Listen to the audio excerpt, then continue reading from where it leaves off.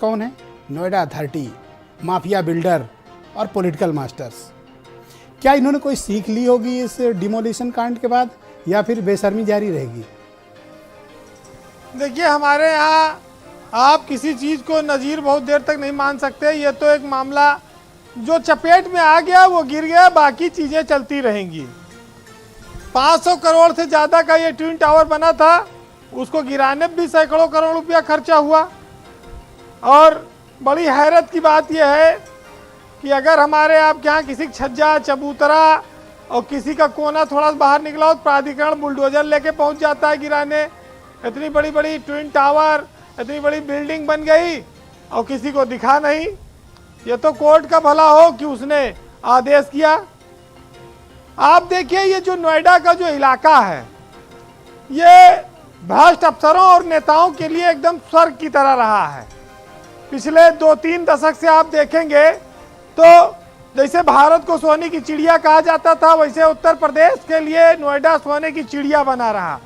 और इस चिड़िया को अफसरों और नेताओं ने खूब लूटा। लेकिन हैरत इस बात की भी होती है कि नेताओं और अफसरों की भूख किस लूट पर जाकर रुकेगी, कितनी मात्रा पर। यहाँ 100-100, 200-200 करोड़, 500-500 करोड़ रुपया कमा के बैठे हैं, इनकी भूख नहीं खत्म होती। अफसरों ने कई हजार करोड़ रुपया कमाया और कमा रहे हैं। तमाम अफसर मौजूद हैं उत्तर प्रदेश में, तमाम देश छोड़ के चले गए, किसी पर कोई कार्रवाई नहीं हुई। नेता मंत्री ये सब लूट के चले गए। तो नोएडा को तो लूट खाया है। 3 अथॉरिटियां हैं, नोएडा, ग्रेटर नोएडा, यमुना अथॉरिटी। तीनों अथॉरिटियों को आपने जैसा बताया, अगर उत्तराखंड, गोवा, दिल्ली ये सब जोड़ लीजिए, हरियाणा, ये सब आसपास के राज्य, तो इनके बजट के नीचे ही होंगे। इतना पैसा यहाँ पर है। और दिल्ली से सटे होने के नाते नोएडा के जमीनों की कीमत हमेशा आसमान पर रहे और उसी का फायदा लोगों ने उठाया है। देखिए, भारत एक विशाल देश है, विचारों वाला देश है। ये लोगों के जीवन की पूर्ति तो कर सकता है खाने पीने के, लेकिन किसी अफसर और नेता के लालच की पूर्ति नहीं कर सकता, क्योंकि उनकी असीमित हैं इच्छाएं। वो विदेशों में पैसा जाकर जमा करते हैं, यहाँ पर लूटते हैं हजारों करोड़, अरबों खरबों। आपने देखा होगा कि भारत देश गुलाम रहा, लेकिन अंग्रेज भी इतना नहीं लूट पाए होंगे जितना आज अफसर और नेता लूट रहे हैं देश को, और लूट लिया।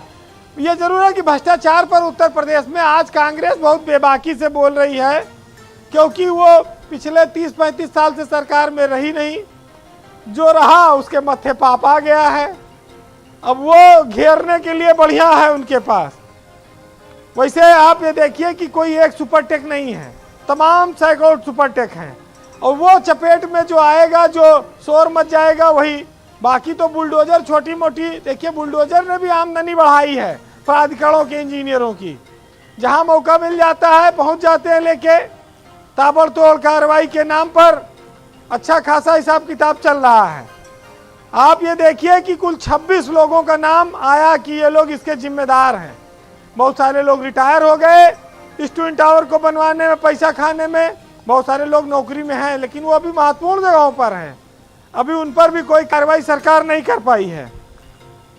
तो ये सब चीज़ें जो ऐसी हैं जो बताती हैं कि हम जिस समाज में हैं वहाँ आप जितना आप लूट सकते हैं लूट लीजिए। अगर फंस गए तो दोषी हैं, अन्यथा आप निकल जाइए, कोई रोकने वाला नहीं है। आप ये देखिए कि 950 के करीब इसमें फ्लैट बने थे। कितने सारे लोगों ने, 663 लोगों ने फ्लैट बुक कराए, 248 लोगों को ही रिफंड मिल पाया और 133 लोगों को दूसरे प्रोजेक्ट में मकान मिले। बाकी 250 से ज़्यादा लोगों के पैसे इस ट्विन टावर में डूब गए, जिन लोगों ने अपने जीवन की मेहनत की कमाई लगाई थी। तो ये क्या है? ये दर्शाता है कि हम दीमक से अपना घर बचा रहे हैं और कुछ चंद कुर्सी के कीड़े पूरा मुल्क खा रहे हैं, और वो खाते रहेंगे, उसको रोका नहीं जा सकता। ब्रजेश जी, बस रामकृष्ण पांडे धूमिल जी की कविता ये याद आती है जी कि एक आदमी रोटी बेलता है, एक आदमी रोटी खाता है, एक तीसरा आदमी भी है जो ना रोटी बेलता है ना रोटी खाता है, वो सिर्फ रोटी से खेलता है। और मैं पूछता हूँ कि वो तीसरा आदमी कौन है और मेरे देश की संसद क्यों मौन है। बहुत शुक्रिया आपका वीरेन जी, बहुत बहुत धन्यवाद। आपने छोटी ही बात में बहुत बड़ी बात समझा दी।